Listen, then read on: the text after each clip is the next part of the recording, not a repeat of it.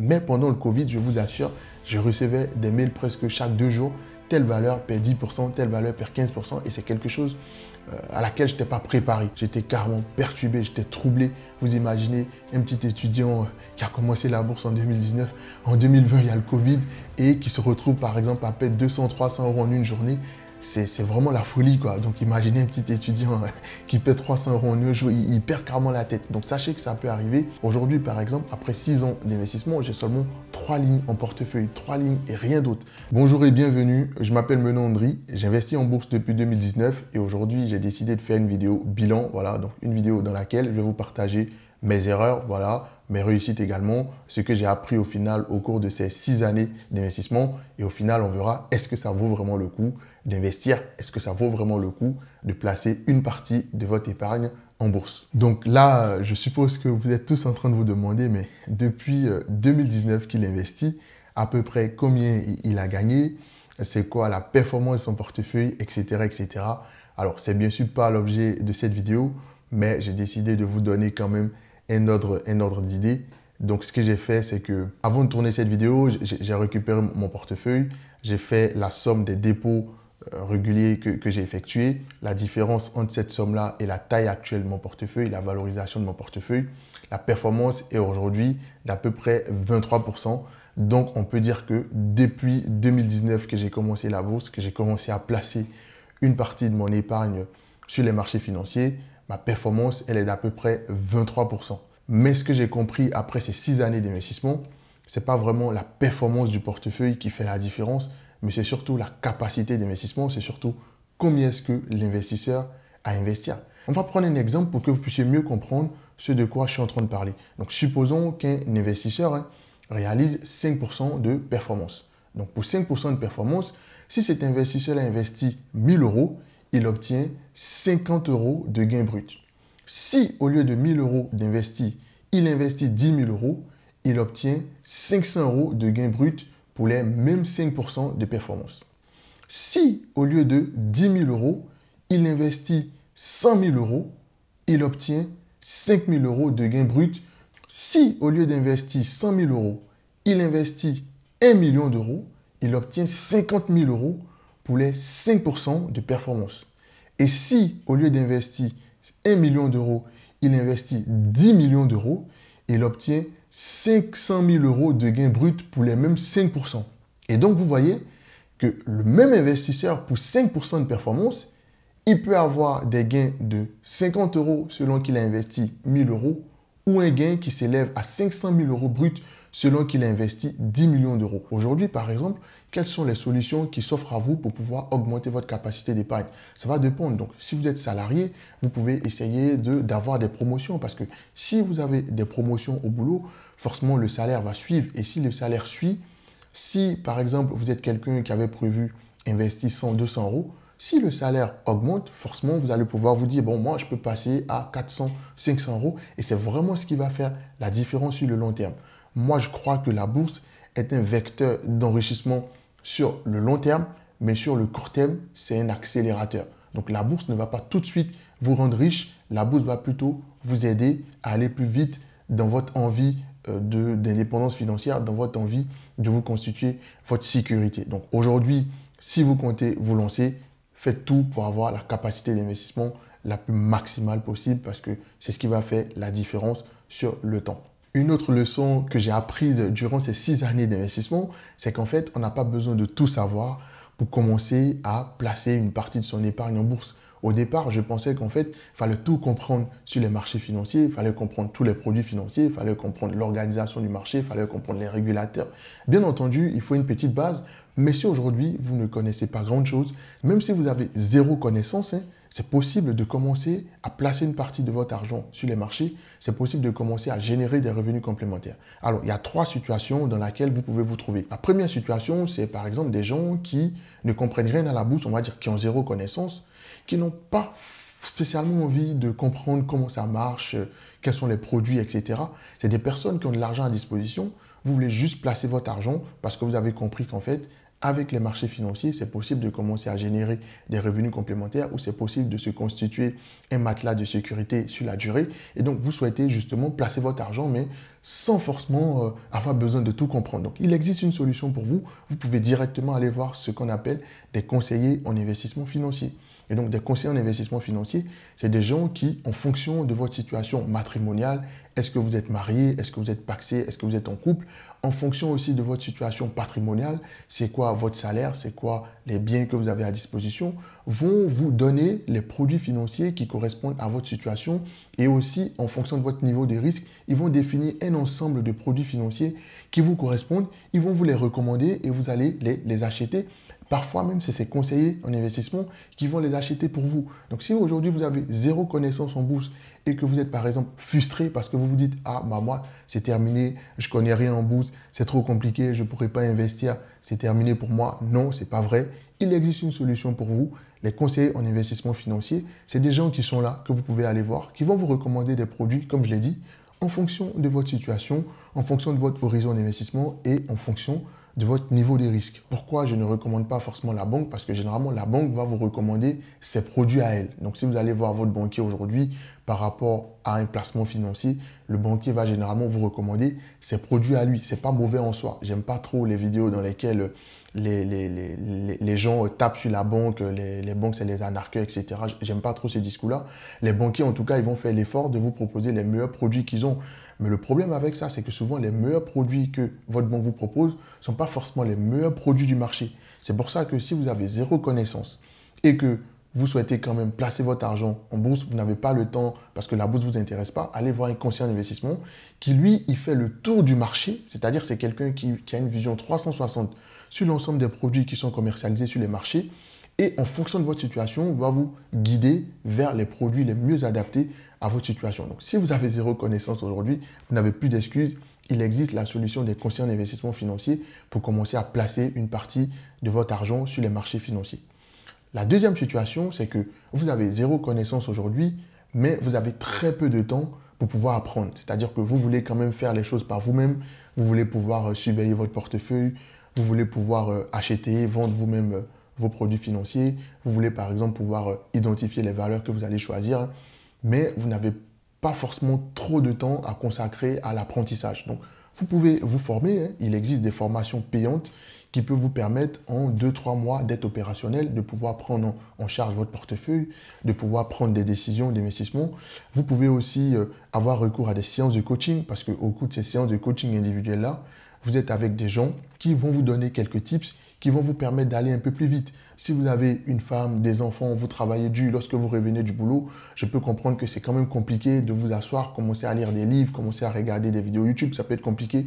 Vous avez besoin d'aller à l'essentiel, vous avez déjà votre argent à disposition, vous souhaitez justement une mise à niveau rapide pour commencer à investir votre argent. Pour vous aussi, c'est possible de commencer. Donc, allez regarder les formations qui sont disponibles, allez consulter des gens pour des séances de coaching individuelles qui vont, puisqu'ils ont l'expérience, vous partager ce qu'ils savent et vous permettre d'aller un peu plus vite. Et enfin, le troisième moyen qui existe, vous avez zéro connaissance aujourd'hui, vous avez tout le temps devant vous pour apprendre. Donc, vous souhaitez gérer votre portefeuille par vous-même, vous avez zéro connaissance et aussi vous avez tout le temps pour apprendre. C'était mon cas, par exemple, en 2019, lorsque je commençais la bourse, j'avais zéro connaissance, mais j'avais tout le temps pour apprendre. Donc, qu'est-ce que j'ai fait? Pour vous, il y a des livres. Donc, les livres, c'est la meilleure façon d'apprendre. Vous voyez tous les livres qu'il y a dans la bibliothèque, c'est des livres que j'ai lus. Donc, je suis quelqu'un qui lit beaucoup. Donc, vous avez à disposition des livres, vous avez à disposition des vidéos gratuites, vous avez à disposition des articles de blog. Donc, n'hésitez pas à aller regarder ces ressources gratuites-là que vous avez. Et donc, vous voyez qu'au final, on n'a pas besoin de tout savoir pour commencer. Au début, moi, je pensais qu'en fait, il fallait tout savoir sur les marchés, il fallait comprendre tous les produits financiers, les actions, les obligations, les ETF, les warrants, les tubos, les fonds communs de placement, les fonds d'investissement alternatifs, les OPC, les OPCI, etc., etc. Je pensais qu'en fait, il fallait maîtriser à la lettre tous ces produits-là, il fallait comprendre toutes les stratégies. Mais au final, après 6 années d'investissement, je comprends que bon, c'est parce que j'étais un petit jeune et qu'à l'époque, je voulais tout savoir par moi-même. Aujourd'hui, bien entendu, ça me sert. Mais si aujourd'hui, vous n'avez pas assez de temps, si aujourd'hui, vous avez très peu de temps à consacrer à tout ça, sachez qu'il existe des solutions. En fait, ne soyez pas frustrés parce que ça peut être très frustrant de savoir qu'il existe une solution qui permet de pouvoir générer des revenus complémentaires tous les mois, qui permet de pouvoir gagner de l'argent à côté de ce qu'on fait de façon passive, mais ne pas pouvoir y accéder parce qu'on n'a pas les compétences. Ne soyez pas frustrés. Et donc, ne soyez pas frustrés. Regardez dans laquelle des catégories vous appartenez parmi les 3 catégories que j'ai citées tout à l'heure. Essayez d'appliquer le conseil que j'ai adapté à chaque catégorie et normalement, ça devrait aller. Toutefois, une chose importante à savoir, même lorsqu'on veut débuter tout seul, il est important de se faire accompagner parce que la plupart du temps, dans les débuts, se faire accompagner, c'est en quelque sorte une garantie de réussite parce que si on va seul, on peut faire n'importe quoi, mais lorsqu'on est accompagné, la plupart du temps, les débuts sont réussis. Donc, même si vous voulez faire tout seul, essayez de quand même voir s'il n'y a pas des possibilités, en tout cas, dans un premier temps, de vous faire accompagner. Ça peut vous permettre de réussir, ça peut vous éviter de faire pas mal d'erreurs. Si vous me découvrez grâce à cette vidéo et que vous comptez très prochainement commencer à placer une partie de votre épargne sur les marchés financiers, je vous invite à vous abonner et à activer la cloche des notifications pour ne pas manquer les vidéos que je diffuse tous les jeudis soirs sur cette chaîne. Grâce à ces vidéos, vous allez mieux comprendre la bourse et puis les petits mécanismes qui existent pour pouvoir booster vos gains. Et puis, si ce n'est pas encore fait, mettez-moi un pouce bleu pour soutenir la chaîne, pour aider la chaîne à grandir. Au cours de ces 6 années d'investissement, j'ai fait pas mal d'erreurs. Et il y a une chose que je n'avais pas compris, c'est qu'on pouvait perdre partiellement ou totalement son capital. Je me souviens qu'en 2019-2020, je pense, pendant le Covid, j'ai reçu un mail qui me disait que mon portefeuille avait baissé de 15%. J'avais jamais vu ça en fait. J'ai reçu un mail de Bourse Direct qui me dit telle valeur dans votre portefeuille a baissé de moins 15%.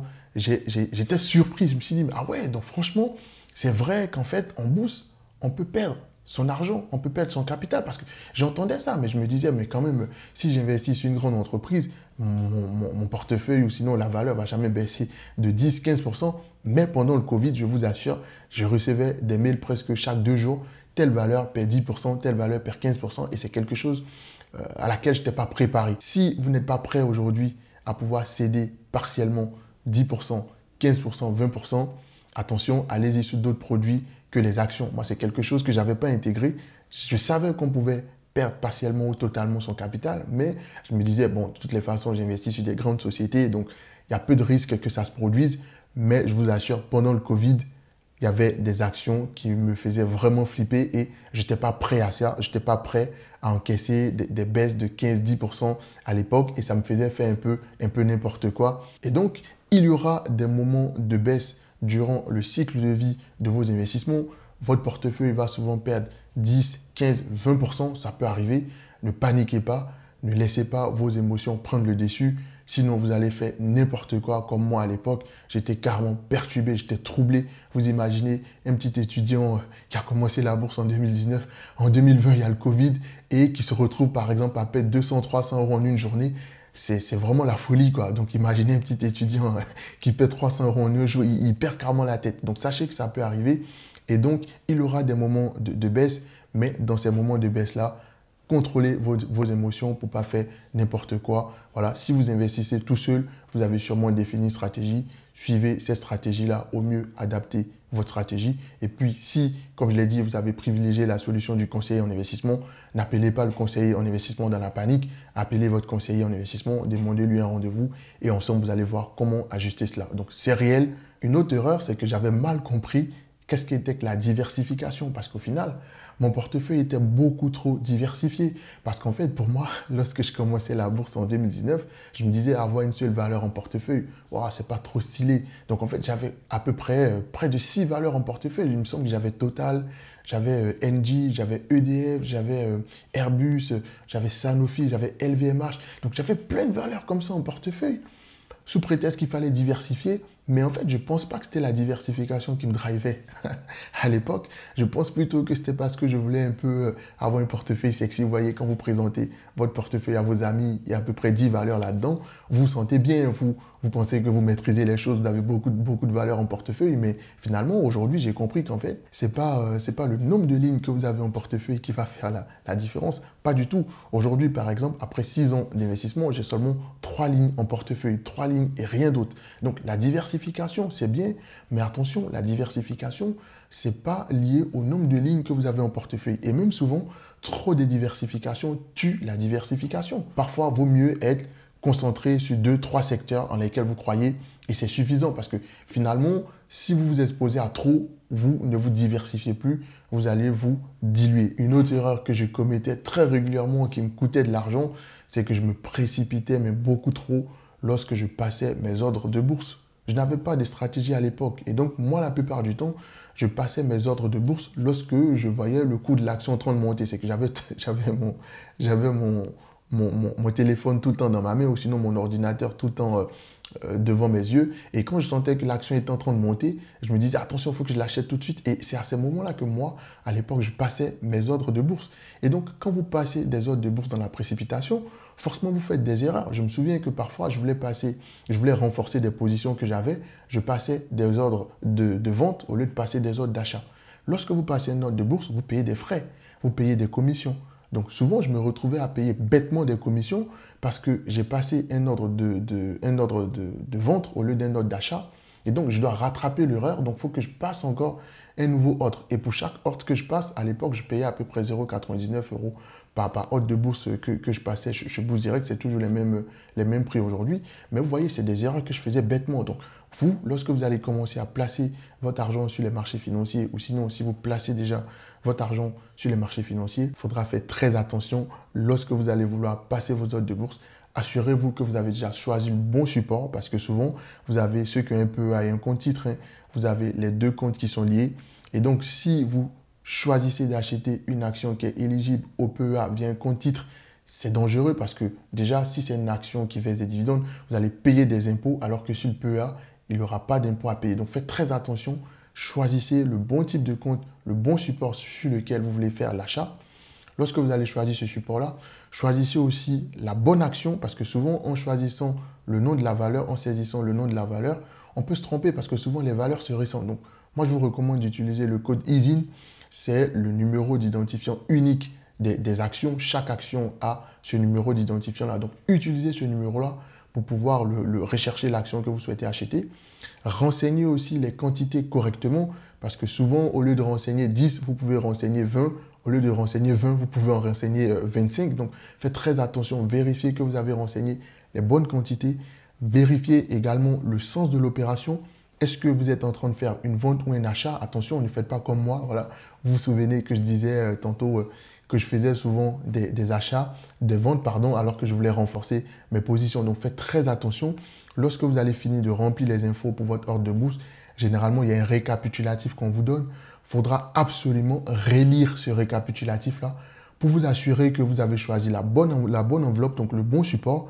Vous avez renseigné le nom de l'action que vous voulez renseigner est bon, les quantités sont exactes, le sens de l'ordre, il est exact parce que sinon, si vous vous trompez, vous allez payer des frais supplémentaires. Et une chose très importante lorsqu'on investit en bourse, hein, l'un des objectifs premiers, c'est de ne pas perdre votre capital de départ. Et donc, si, comme moi, vous vous trompez à peu près toutes les 2-3 fois sur 5 mois quand vous passez une ordre de bourse, c'est à peu près 2-3 € que vous jetez gratuitement à la fenêtre. Donc, faites très attention lorsque vous allez passer vos ordres de bourse. Ne soyez pas précipité. Les bonnes occasions vont toujours se produire. Allez-y tout doucement. Prenez votre temps, vous n'êtes pas pressé. La bourse ne va pas fuir. La bourse, elle est là. Chaque jour, la bourse, elle est ouverte. En tout cas, du lundi au vendredi, elle est ouverte. Vous allez avoir tout le temps pour acheter, même si votre ordre n'est pas exécuté. Donc, l'une des erreurs aussi que je commettais, c'est l'erreur que j'appelle le piège du DCA. C'est que j'avais compris qu'en fait, le DCA, pour ceux qui ne savent pas, c'est en fait une technique qui consiste en fait à investir tous les mois un même montant. Mais c'est dangereux parce que si vous faites un DCA sur une action, c'est très dangereux parce qu'une action peut disparaître, une action peut tomber à zéro. Il existe des actions qui étaient à des cours très élevés qui aujourd'hui sont presque à zéro. Mais moi, à l'époque, je n'avais pas encore capté ça. Pour moi, il fallait faire du DCA, il fallait choisir des valeurs sur lesquelles on allait investir régulièrement, vous voyez. Mais donc, il faut faire très attention. Le DCA, il faut le faire intelligemment. Si vous faites du DCA sur les indices, c'est bien, mais attention au DCA sur les actions parce que les actions peuvent très baisser, les actions peuvent disparaître et dans ce cas-là, vous allez perdre la totalité de votre capital. Donc moi, à l'époque, je ne l'avais pas compris. Je renforçais des positions sur des actions individuelles et ça m'a fait bien rigoler jusqu'à ce que je comprenne qu'en fait, le DCA, il faut faire très attention. Le DCA, on le fait sur des ETF, sur des indices larges. Parce que même sur des ETF, vous n'allez pas forcément faire un DCA sur par exemple, un ETF qui représente un secteur. C'est dangereux. Moi, je pense que le vrai DCA, vous le faites sur un indice large. Donc, vous prenez un ETF MSCI World, c'est un indice large qui rassemble les plus grandes entreprises du monde. Vous pouvez faire du DCA, mais sur des entreprises individuelles, c'est dangereux. Et la dernière chose, la dernière erreur que je faisais la plupart du temps, c'est que j'écoutais beaucoup les médias et les influenceurs. Donc, vous savez, quand vous commencez à investir en bourse, vous avez lu que vous devez vous informer. Et donc, moi, j'écoutais beaucoup les médias. Mais à l'époque, surtout pendant le Covid, les médias, c'est des gens qui ne s'occupent pas du marché jusqu'à ce qu'il y a des baisses, il y a des fortes baisses. Et je ne savais pas. Et du coup, je me laissais entraîner par les médias qui disaient « Ah bah c'est fini, ça ne peut que baisser, c'est la fin du monde ». Si vous regardez là présentement, concernant la France, il y a pas mal de nouvelles par rapport au budget, le fait qu'on n'ait pas encore de budget. Bah, les médias ils disent c'est terminé, la France va se fondrer, etc. Les agences de notation ont dégradé la note de la France, etc. Ça, c'est ce qu'ils savent dire. Mais une chose est sûre, hein, il y aura des problèmes, il y aura toujours des solutions. Je suis persuadé que l'État français va réussir à s'en sortir. On va voter un budget, tout va aller de l'avant. Donc en fait, si vous écoutez les médias, vous allez souvent faire des erreurs, vous allez souvent vendre vos positions ou sinon souvent vous allez paniquer. Donc en fait, n'écoutez pas les médias, restez même à l'écart des médias. Bien entendu, vous pouvez les suivre, mais n'écoutez pas trop, ne vous attachez pas aux médias pour essayer de prendre vos décisions, sinon vous allez faire n'importe quoi. À l'époque, je me souviens aussi que j'aimais beaucoup écouter les influenceurs, surtout les cryptos. Voilà, j'ai débuté en même temps la crypto, j'ai commencé la crypto en 2020, je crois. Et donc, j'écoutais beaucoup à l'époque les influenceurs.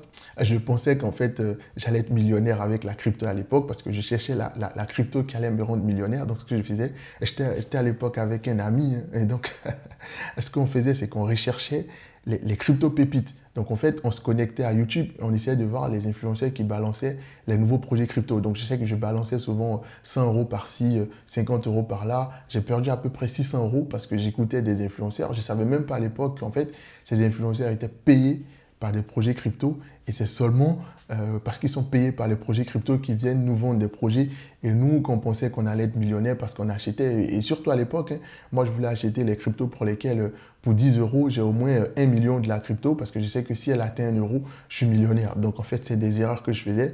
Ne faites surtout pas ces erreurs-là, n'écoutez pas les influenceurs. Investir en bourse a été l'une de mes meilleures décisions. Il y a certes des risques de perte partielle ou totale en capital, mais je pense qu'avec un peu de méthode et de la discipline, tout le monde peut réussir. L'un des supports idéaux pour commencer à placer une partie de son épargne en bourse lorsqu'on souhaite débuter, c'est le PEA. Si vous souhaitez en savoir plus sur le PEA, son fonctionnement, la fiscalité, etc., je vous invite à regarder la vidéo qui s'affiche là présentement à l'écran.